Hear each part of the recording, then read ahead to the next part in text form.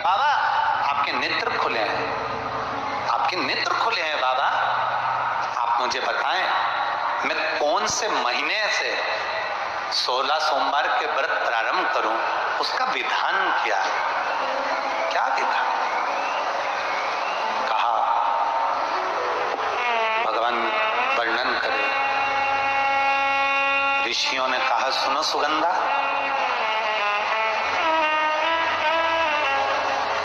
ये 16 सोमवार का व्रत कोई साधारण नहीं है। सुगंधा, संतान की प्राप्ति के लिए अगर 16 सोमवार का व्रत उठाया जाता है तो श्रावण के पहले सोमवार से उठाया जाता है। कब से उठाना चाहिए? श्रावण का पहला सोमवार। सुनो सुगंधा, यदि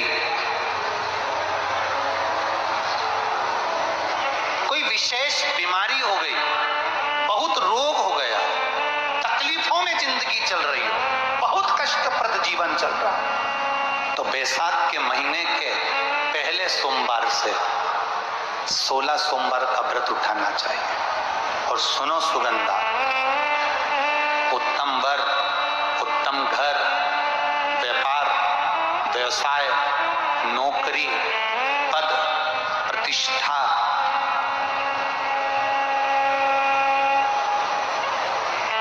के लिए अगर हमें व्रत करना है तो मार्गशीर्ष मास का पहला सोमवार से इस व्रत को प्रारंभ कर देना चाहिए।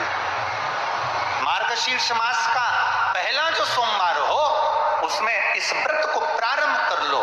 और सुनो सुगंधा, ये व्रत दोपहर के तीसरा जो पहर हो, प्रदोष काल, उस प्रदोष काल के समय पर आप इस शिवलिंग की पूजन अपने घर में पार्थिव बनाकर स्मरण कर कर भगवान देव अधिदेव महादेव के लिए प्रसाद तैयार कर कर, आप जिस भाव से भगवान शंकर का आटा सेक कर या चूरमा बनाकर या मलिदा बनाकर जो भी आप बना रहे हैं, उससे 3 हिस्से प्रसाद के इस 16 सोमवार के व्रत में भी होते हैं। कितने हिस्से होते हैं? 3 हिस्से।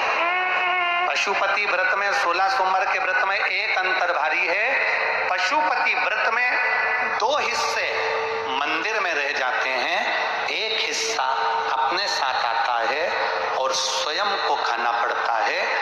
पर 16 सोमवार के व्रत में यह भाव है, एक हिस्सा भोलेनाथ का रहता है, दूसरा हिस्सा भक्तों के लिए, शिव भक्तों के लिए रहता है, और तीसरा हिस्सा आपके लिए रहता है। यदि पूरा ना पा सकें तो दूसरे को भी आपके हिस्से का प्रसाद दे सकते हैं, दान कर सकते। अब आ जाओ, बड़ा सुंदर प्रसंग,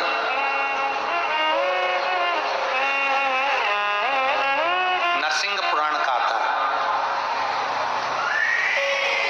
एक बड़ा सुंदर प्रसंग आया।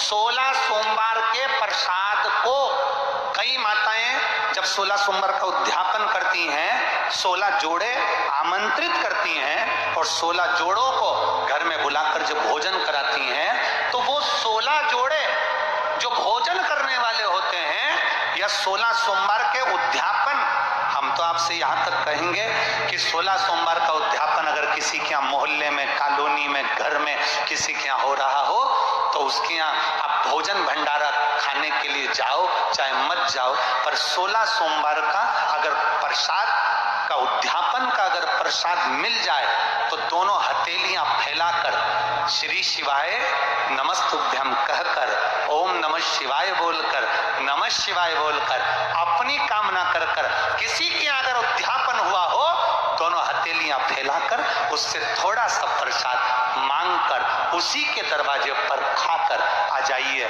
आपकी जिंदगी को सुख का अनुभव हो जाए। तो कोई पूछे ये कथा कहां से ली, तो आप बता देना नरसिंह पुराण में ये वर्णन आता है। कौन से पुराण में है?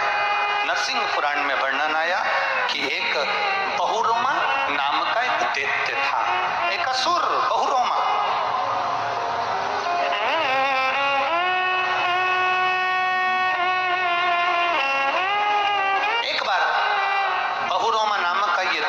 असुर।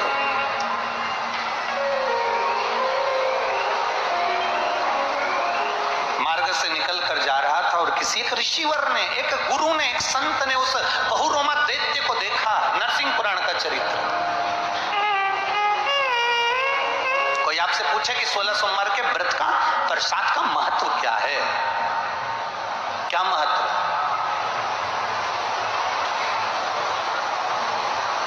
बहुत ध्यान देना, यहाँ पे माताएं पशुपति व्रत करती हैं। पशुपति व्रत अगर आप लोग करते हैं तो उसके 2 हिस्से मंदिर में छूटते हैं प्रसाद के। बोलो री जी, जी हाँ सही है। मंदिर में आप जो प्रसाद के 2 हिस्से छोड़ कर आती हो,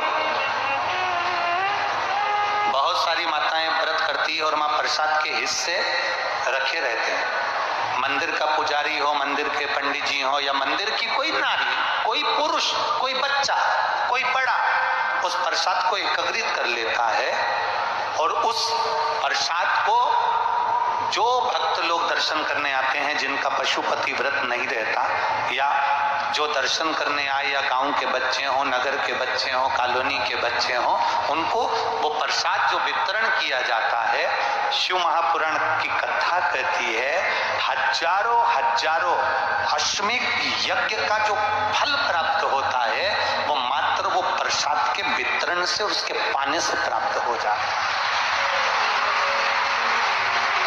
आप लोगों में से कोई माता ने करा कभी ऐसा? अगर कोई प्रसाद चढ़ाकर गया पशुपतिनाथ व्रत का, 2 हिस्सा छोड़कर गया, और बहुत सारी माताओं ने छोड़ दिया और वो सब चली गई, उसके बाद वो प्रसाद रखा रहता है, तो उसको एक तसले में, एक पात्र में एकत्रित करना चाहिए और उसको बांटना। हजारों अश्वमेध यज्ञ के फल के बराबर वो पुण्यता पशुपतिनाथ के व्रत को वितरण करने की, उसको पाने की।